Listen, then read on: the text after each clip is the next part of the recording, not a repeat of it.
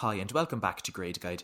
This revision video on food and nutrition is directed towards students completing the Junior Cycle Science exam as part of the Irish curriculum.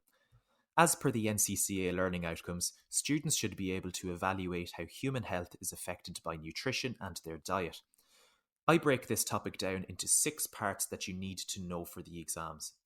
Pause the video to have a closer look at these before we go through each of them one by one, beginning with nutrition and what exactly this means. Well, nutrition describes what a living thing uses its food for. In the case of humans, it's recommended that we eat 3 balanced meals each day. So what does our body do with all this food that we eat every day? The main thing we need to eat food for is energy. We need this energy for pretty much everything we do, like moving, exercising, breathing, and for maintaining our body temperature. Another thing we eat food for is growth and repair. Think about yourself as a baby or toddler and how small you were at that age. Without food, you couldn't have grown to your current size. Food is also needed to repair damaged cells, such as your skin cells when you get a cut or graze, and to help defend you from illness and infection. So in short, we need food for energy, growth and repair, and to fight disease. But what can be found in food that allows us to do these things? Well, in food, there can be up to 6 nutrients which each have an effect on our body.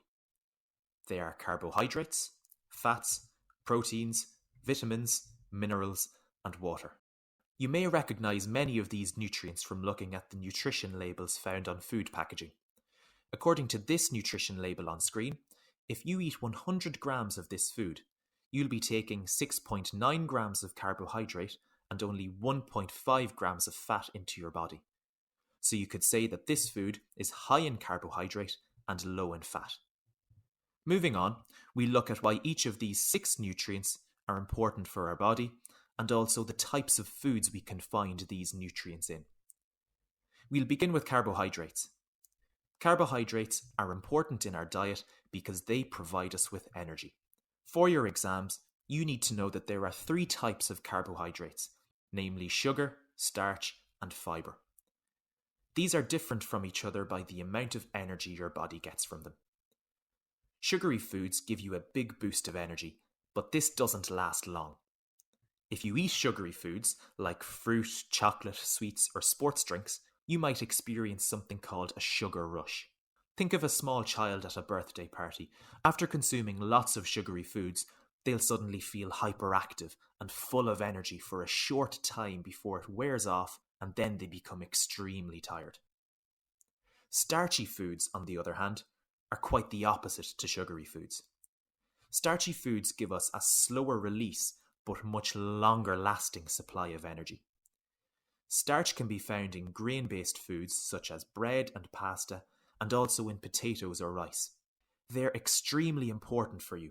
Each meal you have should contain at least 1 starchy food so that you feel energized all day long.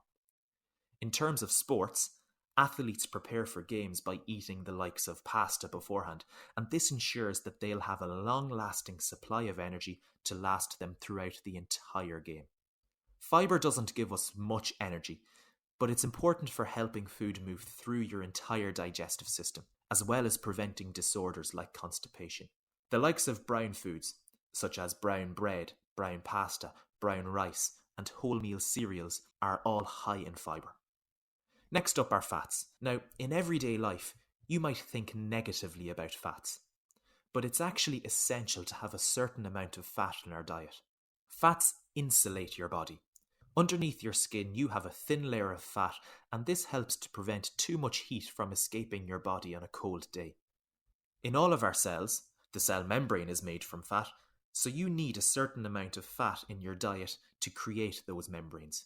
Fats also provide long-term energy storage for your body, meaning that if you run out of carbohydrates, you can continue to make energy from your fat stores. Foods like oily fish and nuts contain good fats, while dairy products like butter, cream, and cheese contain bad fats. Protein is the nutrient that helps to grow and repair structures in our body, such as our hair, nails, and muscles. They are all made from protein. So take a bodybuilder, for example. After a tough gym workout, they drink a protein shake, and this helps to repair any muscles they may have damaged during their workout. Protein can be found in foods like meat, fish, egg whites, nuts, and milk. Your body needs many vitamins, but for your exams you only need to know about 2 of them. Vitamin C is found in citrus fruits like oranges, lemons, and limes, and it's needed to maintain healthy skin and gums. Vitamin D is needed to maintain strong bones and to help your immune system. Your skin can make vitamin D when exposed to sunlight, but because it's not always sunny in Ireland, some people who are low in vitamin D need to take vitamin D tablets. You also need to know 2 minerals required in your diet. Calcium, found in milk, is important for forming strong teeth and bones, while iron from red meat and green vegetables is needed for making hemoglobin in the blood. We talk more about this in our video on the circulatory system topic. Drinking water is hugely important in your diet. Your blood, for example, which transports things like nutrients and heat all around your body, is 90% water, as is the jelly-like cytoplasm of your cells. So it's essential that you have lots of water in your diet for these reasons. So now that we know what each nutrient we find in food does, we can use this knowledge to look at how to form what we call a healthy, balanced diet. A balanced diet is eating the correct amount of each of the 6 types of nutrients found in food. It's important to realise that having a balanced diet is not just eating all of these 6 nutrients. It's about getting the correct amount of these 6 nutrients. So if someone consumes the correct amount of carbohydrates, proteins, vitamins, minerals and water, but then eats too many fats, that is not considered to be a healthy or balanced diet. So the question is, how much of these types of food should someone eat?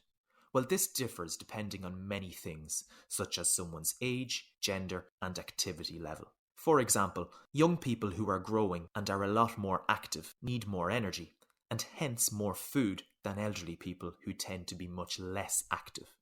In general, though, a food pyramid, which you can see on screen, tells us how much of certain foods we should have on a daily basis. Foods at the bottom of the pyramid, such as your starchy whole grain foods, fruit and vegetables, should be eaten regularly throughout the day, while foods at the top of the pyramid, like sweets and fatty foods, should be eaten very rarely. Using a food pyramid is a good way to ensure you maintain a healthy, balanced diet. However, if over a long period of time a person doesn't have a healthy diet, what are they at risk of developing? Well, eating too much food can cause someone to become obese, which means highly overweight. And this can cause much more serious problems like high blood pressure, heart disease, and even a heart attack. This proves that the lifestyle choices you make in terms of the types of food you eat can have a huge bearing on your general health. And that's what you're expected to know about food and nutrition for your junior cycle science exam. Before your exam, make sure you're well revised on each of these 6 parts that we discussed at the beginning of the video. You can use this list of keywords to test your knowledge on the topic. And that's it for this grade guide video. For more science videos like this, make sure to like the video and subscribe to the channel. Best of luck with your revision.